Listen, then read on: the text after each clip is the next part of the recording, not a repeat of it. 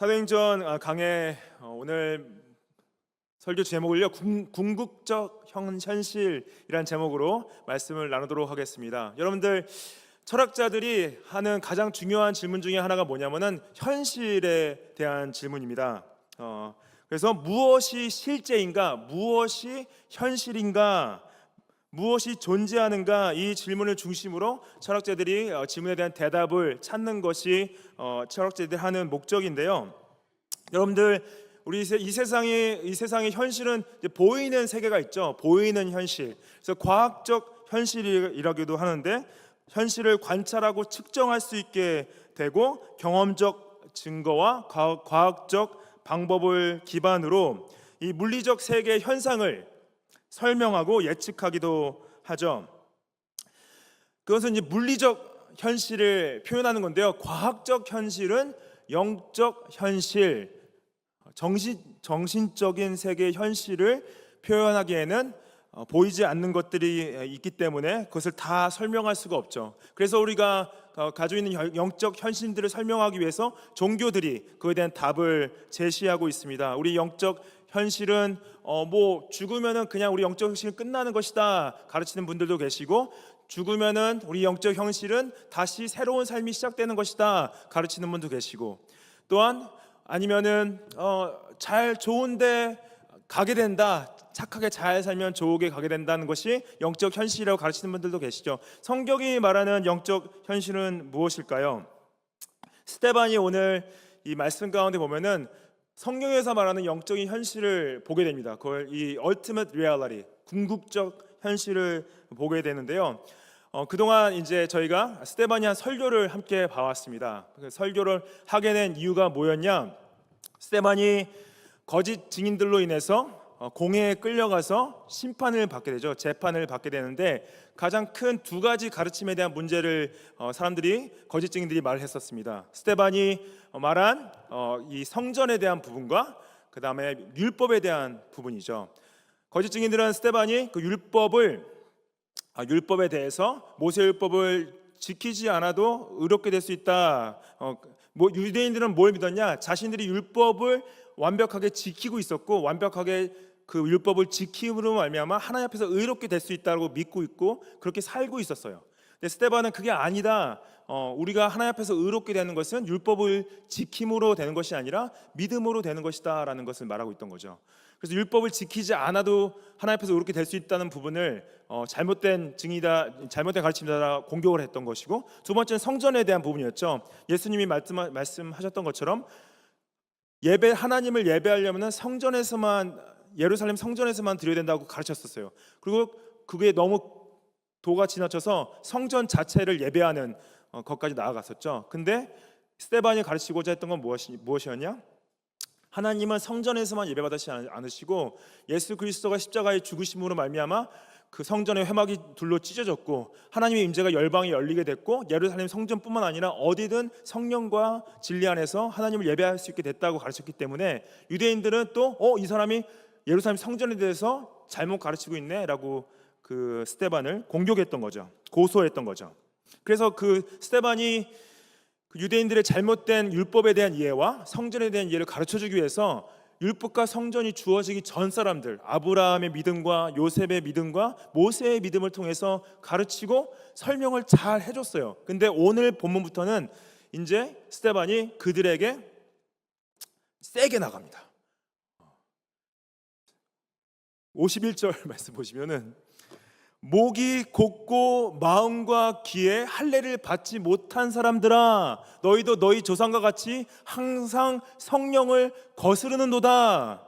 그래서 목이 곧다, you stiff-necked people. 목이 곧다는 표현은 뭐냐? 이게 구약에서 선지자들이 이스라엘을 꾸짖을 때 썼던 표현인데요.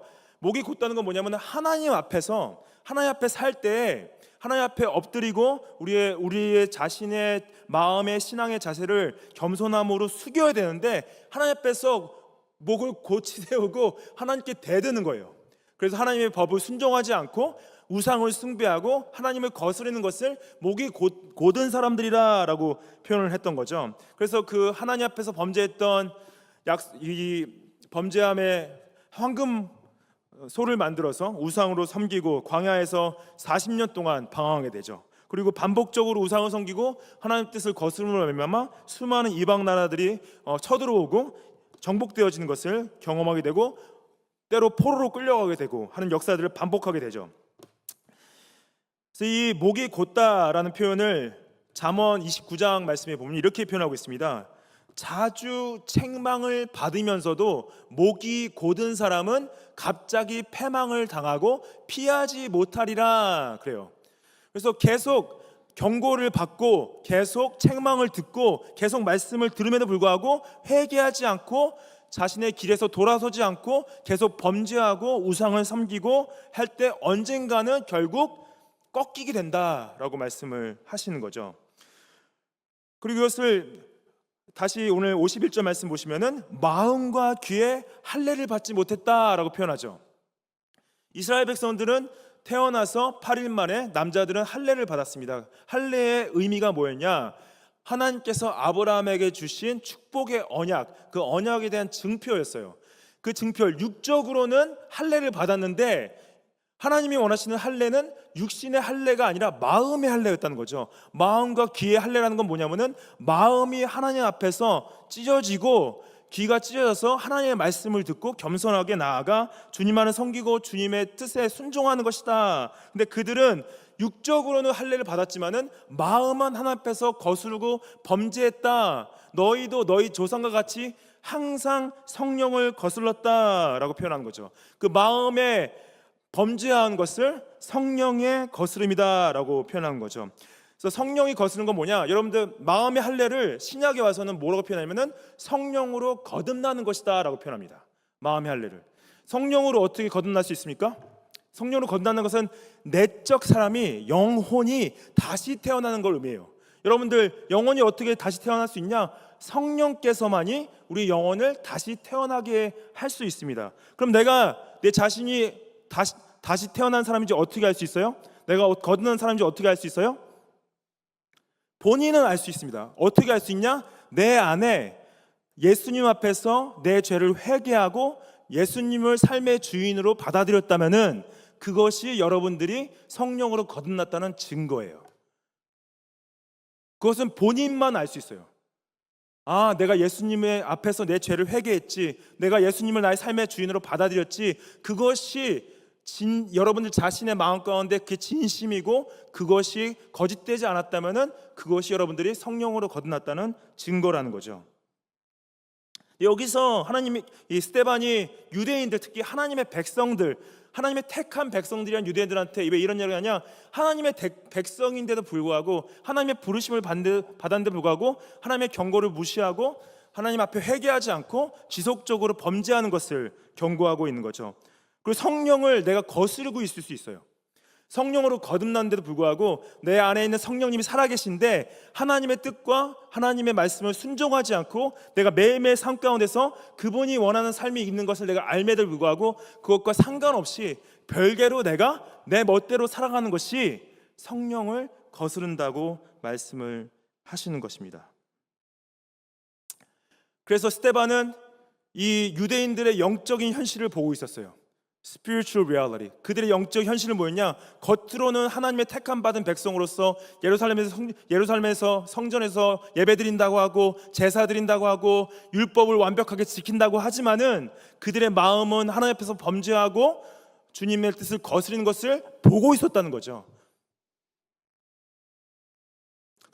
여러분들 내적인 영적인 현실이 결국 우리의 육적인 현실로 드러날 수밖에 없습니다. 내 삶이 어떻게 살아가고 있냐, 내가 어디에 돈을 쓰고 있냐, 내가 어떤 걸 보고 있냐, 내가 어떤 걸 생각하고 무엇을 위해 살아가고 있냐, 그것이 여러분들 내적인 현실이 현실적으로 드러나고 있다는 거죠.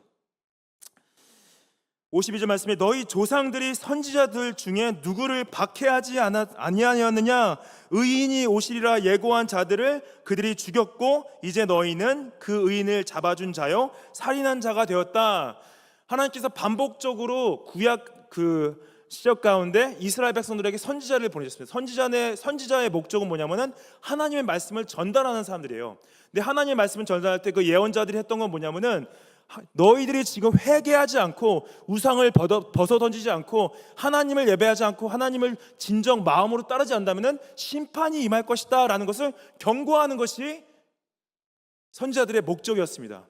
근데 하나님께서 그 선지자들을 보내셔서 은혜로 보내신 그 선지자들을 계속 죽이고 핍박했다는 거죠. 이사야 선지자는 전승에 따르면 므낫세 왕에 의해서 톱으로 몸이 잘려졌다고 그래요. 예레미야 선지자는 애굽 땅에서 동족의 손에 맞아 죽었다고 얘기를 하고 있습니다. 정말 위대한 선지자들, 성경의 말씀을 쓴 선지자들을 유대인들은 하나님의 말씀을 가지고 온 그들에게 죽음으로 대답했다는 거죠. 그리고 더 중요한 것은 여기서 하나님께서 자신의 아들을 예수 그리스도를 최고의 선지자로 보내셨는데 이때 이 스데반 앞에 서 있던 유대인들이 예수님을 십자가에 못 박혀 죽었던 그들이 잡아 예수님을 죽이게 된 거죠. The righteous one, you have now betrayed and murdered. 죄가 없으신 유일하신 분. 여기서 the righteous one이라고 써 있어요. The righteous one. Why is he the righteous one? 여기서 말하는 의인은요, 그 의인인데 여기서 이 정관사가 붙인 그 의인은 뭐냐? 이분만 예수 그리스도만이 죄가 없으신 the righteous one. 그 의인이다라고 말씀을 하시는 거죠. 그리고 53절 말씀에 너희는 천사가 전한 율법을 받고도 지키지 아니하였다. You who received the law as delivered by angels did not keep it. 이들은 이 말이 이상하게 들릴 수밖에 없어요. 우리는 모세의 율법을 받았고 모세의 율법을 지키고 있는데 왜 우리한테 지키고 있지 않지라고 말할 수 있습니다. 근데 하나님께서 율법을 지킨다는 의미는 뭐냐면은 율법의 정신을 지키는 거예요. 율법의 정신은 뭡니까? 하나님을 사랑하고 이웃을 사랑하는 것이 율법의 정신인 거죠. 근데 이들은 자신들이 겉으로는 외적으로는 모든 것들 행위는 하나님 앞에서 다 율법을 지킨다고 생각하고 있었지만 그들의 마음은 하나님으로부터 떠나 있었다는 거죠. 종교적 위선, 겉과 속이 다른 삶을 살고 있던 거죠. 이 말을 들었을 때 이들의 마음이 찔렸다고 써 있습니다. 54절 말씀 보시면은 이 말을 듣고 마음이 찔렸다. 근데 여기서 마음이 찔렸다는 표현 자체가요. 그들이 이제 회개하겠구나. 이제 마음을 돌이키는구나. 하나님 앞에서 범죄함으로부터 이제 하나님 앞에 그 회개하는 찔림이었으면 좋았을 텐데 영어로 보시면 이 찔림을 뭐라고 표현하냐면 they were enraged. 여기서 마음이 찔리면요. 어떤 찔림이냐면은 그 마음에 화가 가득 차 올라오는 거예요. 스데반이 자신들 향해 그 복음을 선포했는데 그 복음이 본인들한테는 진리로 와닿지 않고 자신들을 공격한 것이고 자신들이 이해하는 그 율법의 그 자기의를 공격하는 거예요. 왜? 나는 하나님 앞에서 할 거 다 했어. 나는 하나님 앞에서 의로워. 나는 하나님 앞에서 죄인이 아니야. 나는 이러한 말을 들을 자격이 없어. 너 나한테 왜 이런 공격을 하는 것이 하면서 they were enraged. 화가 가득 차 올라왔던 거죠. 그리고 그를 향하여서 스데반을 향하여서 이를 갈았다라는 표현을 쓰고 있습니다. 결국에는 그 찔림은 회개로 이어진 찔림이 아니라 화를 붙돋는 찔림이었죠. 이거를 대조적으로 55절 말씀에 보시면은 스데반은 성령에 충만하였다라는 표현을 쓰고 있습니다. He full of the Holy Spirit. 유대인들은 화로 가득 찼는데 스데반은 성령으로 가득 찼다라는 표현을 쓰고 있어요. 여러분들 우리가 6장에서도 보았지만은 성령으로 충만한 사람이 어떤 모양을 가지고 있는지 반복적으로 설명하시고 계시죠. 스데반은 지혜로 말했다 표현되어 있고 그 마음에 온유함과 친절함과 사랑과 은혜와 섬김과 공감과 인격적인 그 성령 충만함.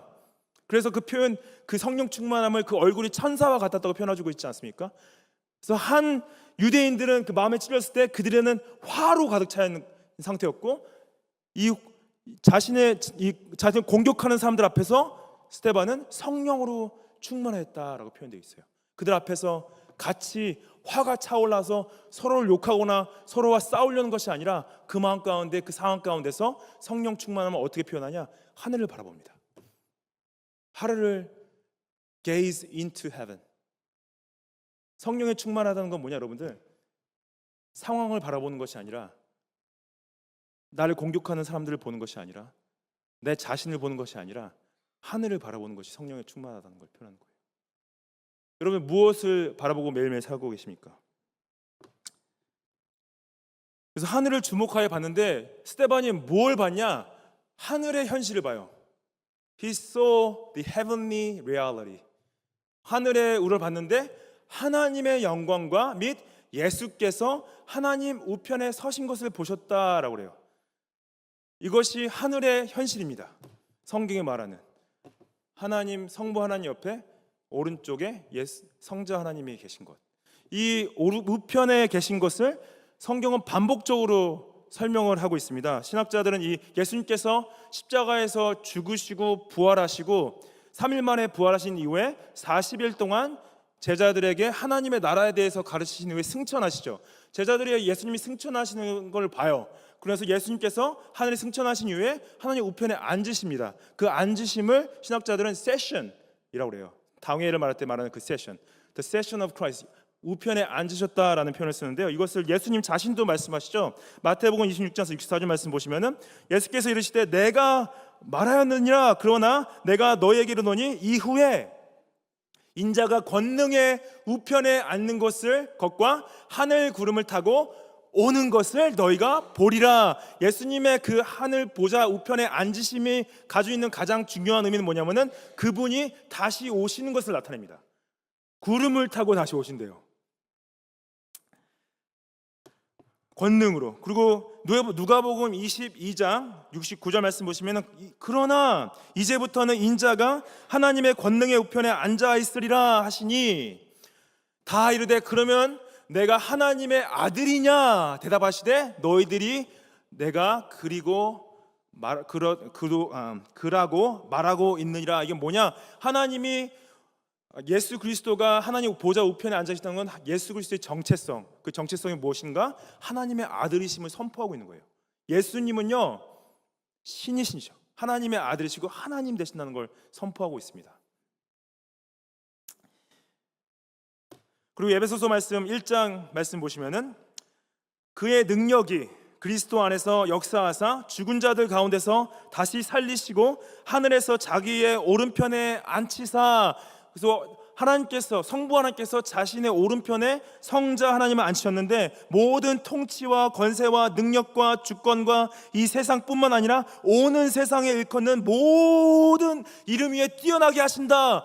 예수 그리스도가 하나님 보좌 우편에 앉으시는 것은 그 하나님 예수 그리스도가 모든 권위 위에 모든 통치와 능력과 권세를 가지고 계시다는 권위를 나타내시는데 이 세상에 나왔던 모든 위대한 왕들보다 모든 위대한 대통령들보다 모든 위대한 수상들보다 그 어떤 리더들과 그 어떠한 지도자보다 가장 높은 권위를 가지고 계신 분이 예수 그리스도시라고 선포하고 있는 거죠. 골로새서 3장 1절 말씀 보시면은 그러므로 너희가 그리스도와 함께 다시 살리심을 받았으면은 위의 것을 찾으라. 왜 위의 것을 찾아야 되냐? 거기는 그리스도께서 하나님 우편에 앉아 계시느니라. 위의 것을 생각하고 땅의 것을 생각하지 말라. 여러분들이 왜 이 땅을 바라보지 않고 하늘을 바라봐야 되냐? 왜냐? 그곳에 보좌 우편에 예수 그리스도가 앉아 계시고 여러분들과 함께 하시고 여러분들을 이끄시고 여러분들을 다스리고 계시기 때문에 우리는 예수 그리스도를 따라가는 자들은 이 땅의 가치와 이 땅의 것들의 목적을 두지 않고 하늘의 것과 예수 그리스도의 가치를 가지고 살아가는 사람이라는 거죠. 세상의 가치와 다른 가치를 따라가는 사람들, 세상이 이렇기 때문에 나도 이렇게 하는 것이 아니라 예수 그리스도가 하늘 보좌 우편에 앉아 계시기 때문에 나는 이 세상의 가치와 세상의 뜻과 세상의 문화를 따라가는 것이 아니라 하나님의 뜻과 예수 그리스도의 다스림을 받고 따라가는 것이다. 여러분들 무엇을 쫓고 계세요? 무엇을 찾고 계세요? 무엇을 따라가고 계세요? 이 세상의 것들을 따라가시는 것은 사단이 여러분들 속이고 있는 것입니다. 하나님의 것을 따라가셔야 돼요. 하늘의 것을 따라가셔야 됩니다. 세상과 전혀 다른 가치관이에요. 왜 저렇게 살아가지? 라고 말이 나오셔야 돼요. 히브리서 1장 3절 말씀에 이는 하나님의 영광의 광채시요 그 본체의 영광이시니라. 그의 능력의 말씀으로 만물을 붙드시며 죄를 정결하게 하는 일을 하시고 높은 곳에 지극히 크신 이의 우편에 앉으셨느니라. 예수 그리스도가 우편에 앉으셨다는 건 뭐냐? 그가 하나님의 영광의 강체시고, 그가 하나님의 본체 형상이시고, 그가 예수 그리스도가 여러분들 태초에 하나님과 함께 말씀으로서 로고스, 그 말씀이 만물을 창조하시고 만물을 붙들고 계신 거예요. 여러분들 지금 정확하게 우리가 이 산소의 양과 중력의 양과 이 모든 햇빛과 모든 환경을 여러분들이 여기서 죽지 않고 살고 있는 것은 예수님께서 이 세상을 붙들고 계시기 때문에 정확하게 우리가 살 수 있는 컨디션을 허락하고 계셔서 여러분들이 살고 계신다고 말씀하시고요. 그분이 오른편에 앉으셔서 이 모든 세관을, 이 세상이 아무리 혼란스럽고 아무리 어지럽고 아무리 괴로워 보인다 할지라도 예수님께서 주권적으로 이걸 붙들고 계시기 때문에 여러분들이 죽지 않고 여러분 지금 살고 계신 걸 아십니까? 영적인 눈으로 이 초현실을 바라보셔야 돼요. 매일매일 삶 가운데서 이 땅의 것을 바라보는 것이 아니라, 하나님이 나와 함께 하시지, 하늘에 앉아 계시지, 내가 그러기 때문에 오늘을 살 수 있지. 그래서 오늘 본문 말씀 7장 56절 말씀에 말하되 보라, 그래요. 보라. 스데반이 자신이 하늘을 본 이후에 그 앞에 자신을 향해 달려오는 사람들한테 말합니다. 보라, 하늘이 열리고 인자가 하나님 우편에 서신 것을 보노라. 너희도 보라는 거죠. 너희도 볼 수 있다. 여기서 하늘이 열린다, 하늘이 열린다. 예수님께서 같은 표현을 요한복음 1장 51절에서 말씀하십니다. 이르시되 진실로 진실로 너희에게 이르노니 하늘이 열리고 하나님의 사자들이 인자 위에서 오르락 내리락 하는 것을 보리라. 그것을 스데반이 본 거예요. 예수님 말씀하셨던 그 하늘이 열림과 하나님의 사자들의 인자 위에 오르락 내리락 하시는 것을 본다는 것, 영적인 현실, 하늘의 현실을 보게 된다는 거죠. 그리고 56절 말씀 다시 돌아오시면은 여기서 놀라운, 성경에 나오는 표현 중에 가장 놀라운 표현이라고 저는 생각하는데,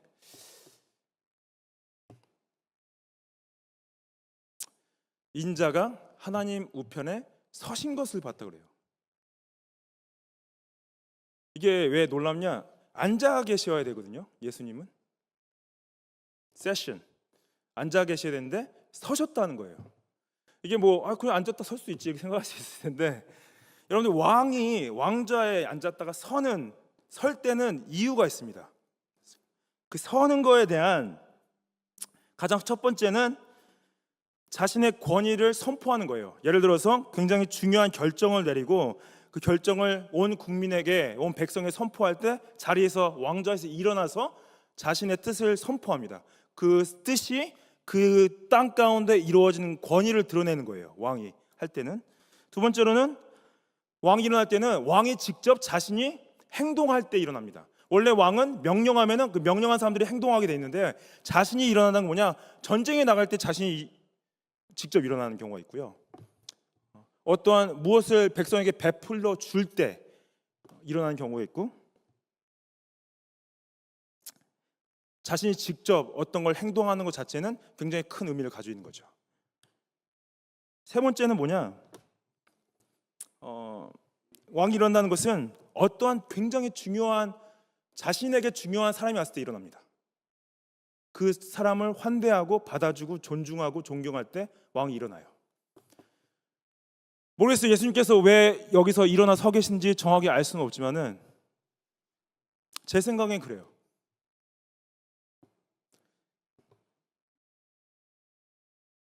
스데반이 교회사 가운데 굉장히 중요한 지점이 있습니다. 스데반의 순교는, 여기서 당하는 죽음은 교회사 가운데 가장 처음 있는 순교예요. 이 순교로 말미암아 예루살렘 교회가 흩어지게 되고 열방으로 복음이 예루살렘 땅을 넘어서 유대와 사마리아 땅끝까지 나아가게 됩니다. 근데 그때 예수님께서 일어나셔서 충분히 스데반 죽이려는 사람들 내가 다 죽여줄게, 내가 스데반 살려줄게 할 수 있었어요. 뭐랑 비슷하냐면 예수님께서 십자가에서 죽으실 때요, 여러분들 예수님이 충분히 안 죽고 십자가에서 내려오셔서 그 앞에 있는 사람들 다 쓸어버릴 수 있었습니다. 근데 뭐냐, 여기서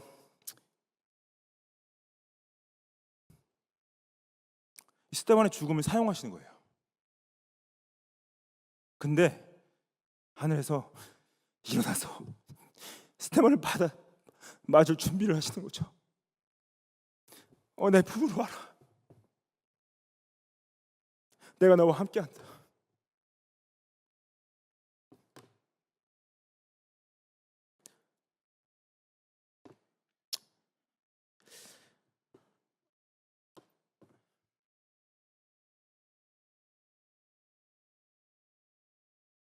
여러분, 만약 여러분들 삶에 그런 순간이 오시게 된다면은 저는 믿습니다. 저희 삶 가운데 그런 순간이 왔을 때는 분명히 예수님께서 하늘에서 앉은 자리에서 일어나셔서 여러분들 받을 준비를 하심을 믿습니다.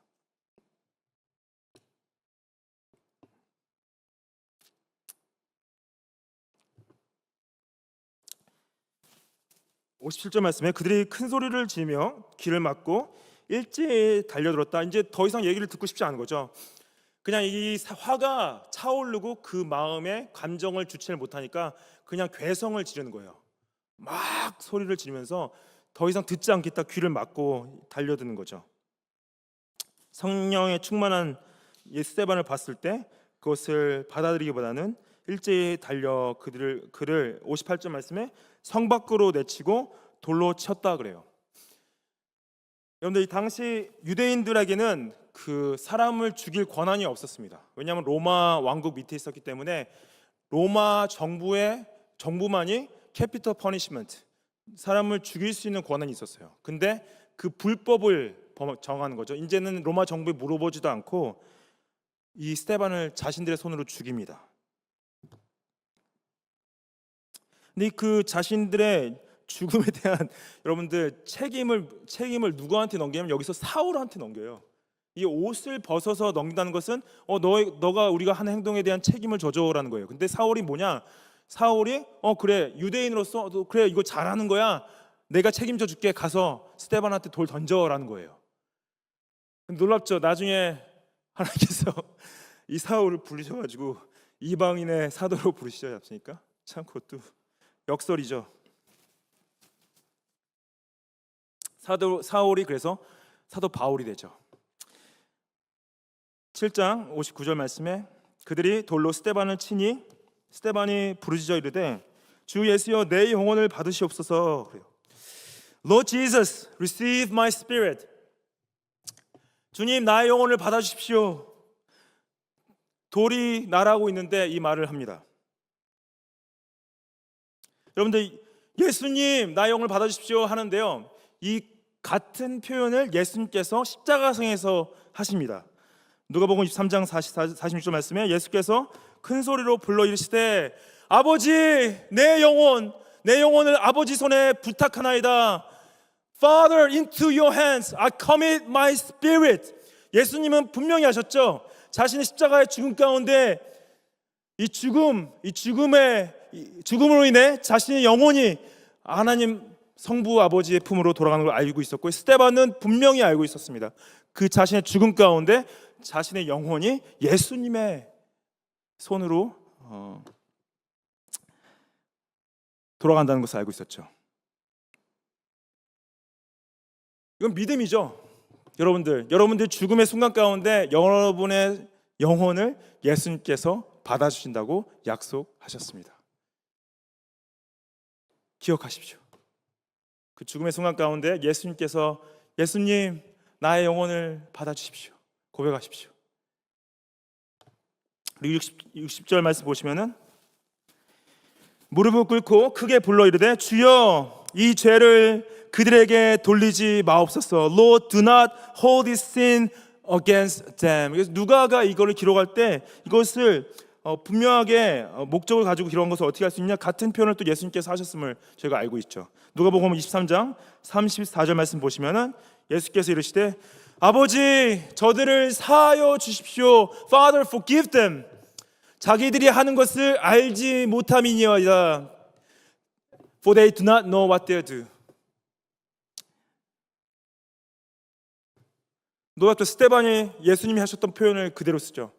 하나님, 이 죄를 저들에게 돌리지 말아 주십시오. 예수님, 저들의 죄를 용서하여 주십시오. 중보하고 있습니다. 자기를 죽이려고 하는 사람들한테 그들을 용서해달라. 유대인들, 자신의 동족들, 자신의 민족, 이 형제들을 하나님 그들의 죄를 용서하여 주시고 이들을 구원하여 주십시오. 그 죽음의 순간에 이들을 위해 기도하고 있는 거죠. 이게 어떻게 가능한가? 어떻게 가능한가? 예수님이 하셨기 때문에 스데반도 할 수 있었다는 거예요. 예수님께서 십자가 죽으신 가운데 자신을 죽이려는 사람들 앞에서 너희들 내가 다 심판할 거야. 너희들 내가 다 죽여버릴 거야. 내가 너희들 범죄 다 심판해서 지옥으로 보내버릴 거야 라고 말씀하시지 않고 아버지 저들의 죄 용서해 주십시오 라고 고백했던 그 사랑.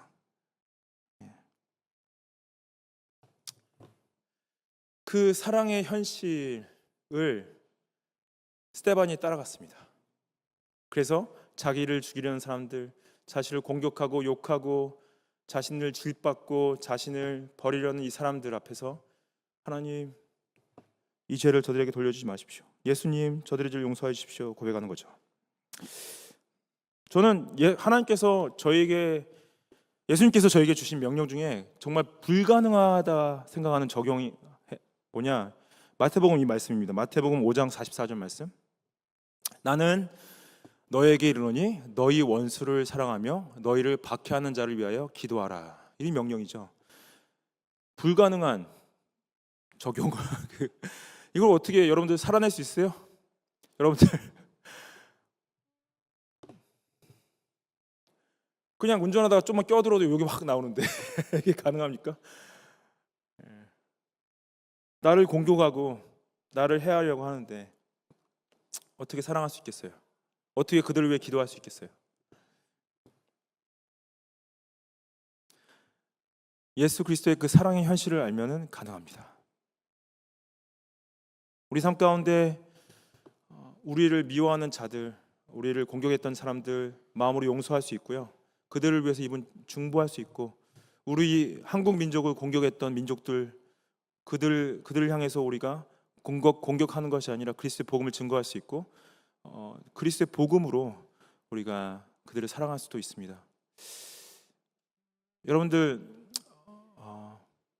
이 땅의 현실이 가혹해요. 그리고 우리 죄성은 계속 이 땅의 현실을 바라보면서 이 땅의 것들을 위해 살아가기 원합니다.